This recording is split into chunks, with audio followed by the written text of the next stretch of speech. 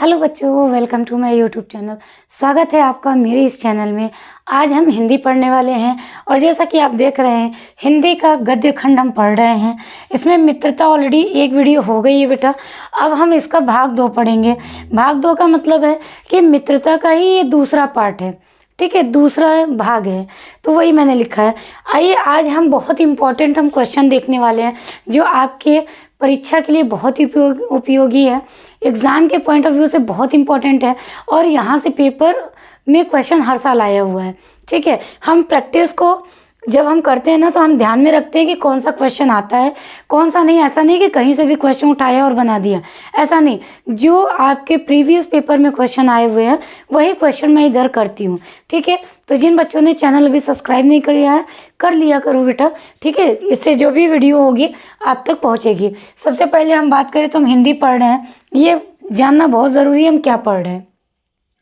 अगर आपको ध्यान हो या आपने अगर मेरी क्लास देखी हो तो मैंने आचार्य रामचंद्र शुक्ल का मैंने पूरा जीवन परिचय आपको पढ़ाया हुआ है।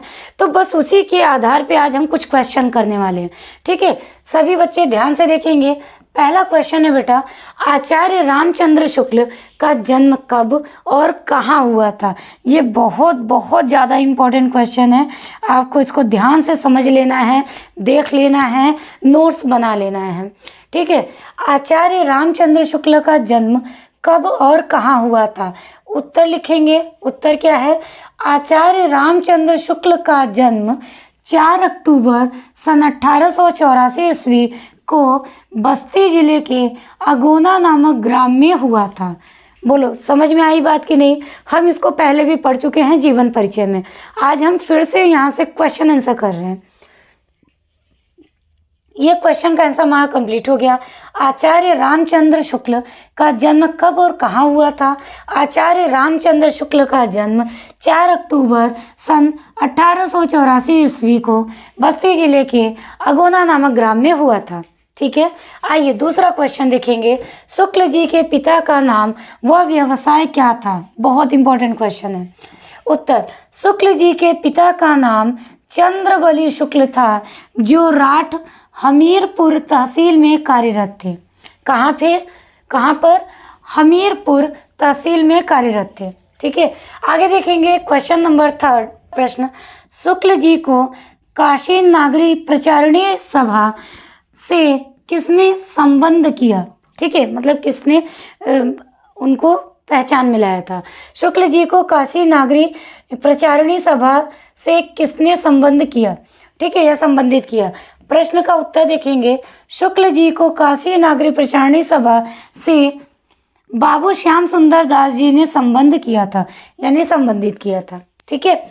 यानी पहचान में कौन लाया था, तो वो कौन थे, बाबू श्याम सुंदर दास जी ने। आगे देखेंगे, आचार्य रामचंद्र शुक्ल को किन किन प्रमुख भाषाओं का ज्ञान था। बहुत इंपॉर्टेंट है, यहाँ से एमसीक्यूज बेस्ड क्वेश्चन आते हैं और ऑप्शन दिया रहेगा क ख ग घ करके, या इनमें से सभी या इनमें से कोई नहीं, इसमें से कोई एक ऑप्शन जरूर देगा और आपको इसको ध्यान से देखना होगा। याद रहेगा आप कर लेंगे, याद नहीं रहेगा आप नहीं कर पाएंगे। ध्यान देंगे। आचार्य रामचंद्र शुक्ल को बंगला, संस्कृत, अंग्रेजी, हिंदी, उर्दू व फारसी भाषाओं का ज्ञान था, ठीक है। इतनी सारी भाषा का उनको ज्ञान था। कौन कौन से, बांग्ला, संस्कृत, अंग्रेजी, हिंदी, उर्दू व फारसी, ठीक है बच्चों। चलो प्रश्न नंबर 5वां देखेंगे। आचार्य जी ने मिर्जापुर के किस स्कूल में नौकरी की थी। जीवन परिचय में दिया हुआ है तो आप इसको ध्यान से देखेंगे। आचार्य जी ने मिर्जापुर के मिशन स्कूल में नौकरी की थी, ठीक है। हम इसको पहले पढ़ चुके हैं। जो बच्चे अभी वीडियो नहीं देखे हैं फटाफट से जाके एक बार वीडियो को देख लेंगे, ठीक है। और चैनल को अगर सब्सक्राइब नहीं किया तो कर लेंगे। वीडियो पसंद आती है तो लाइक ज़रूर से करेंगे। प्रश्न नंबर 6 देखेंगे। आचार्य रामचंद्र शुक्ल किस विधा लेखन के लिए प्रसिद्ध हैं। उत्तर देखिए, आचार्य रामचंद्र शुक्ल आलोचना विधा लेखन के लिए प्रसिद्ध हैं। प्रश्न नंबर 7वां, शुक्ल जी द्वारा रचित दो निबंध संग्रह बताइए बेटा, ये बहुत इंपॉर्टेंट क्वेश्चन है, इसको आप वेरी इंपॉर्टेंट राइट कर लीजिए, ठीक है, वेरी इंपॉर्टेंट, क्योंकि यहाँ से क्वेश्चन आया हुआ है। विचार विधि और चिंतामणि शुक्ल जी द्वारा रचित दो निबंध संग्रह हैं। आगे देखेंगे, शुक्ल जी के दो आलोचना ग्रंथों के नाम बताइए। क्या बताना है बेटा? शुक्ल जी के दो आलोचना ग्रंथों के नाम बताइए। हम नाम बताएंगे। सबसे पहले रसमीमांसा व भ्रमर गीत शुक्ल जी के दो आलोचना ग्रंथ हैं, ठीक है। कौन कौन से? मीमांसा और भ्रमर गीत। किनके आलोचना ग्रंथ हैं? आचार्य रामचंद्र शुक्ल के आलोचना ग्रंथ हैं। आगे देखेंगे, प्रश्न नंबर 9 देखेंगे, आचार्य रामचंद्र शुक्ल एक सफल युग प्रवर्तक थे, सिद्ध कीजिए। हमसे पूछ रहा है, हमें अपने शब्दों में लिखना है। उत्तर लिखेंगे, आचार्य रामचंद्र शुक्ल ने अपनी अद्वितीय निबंध रचनाओं से हिंदी साहित्य को एक नवीन एवं उपयोगी दिशा प्रदान की। इन्होंने अपनी महत्वपूर्ण आलोचनात्मक कृतियों के द्वारा आलोचना के क्षेत्र में युगांतर उपस्थिति किया और नवीन आलोचना पद्धति का विकास किया। इनके अभूतपूर्व योगदान के कारण ही इनके तत्कालीन युग को शुक्ल युग के नाम से जाना जाता है।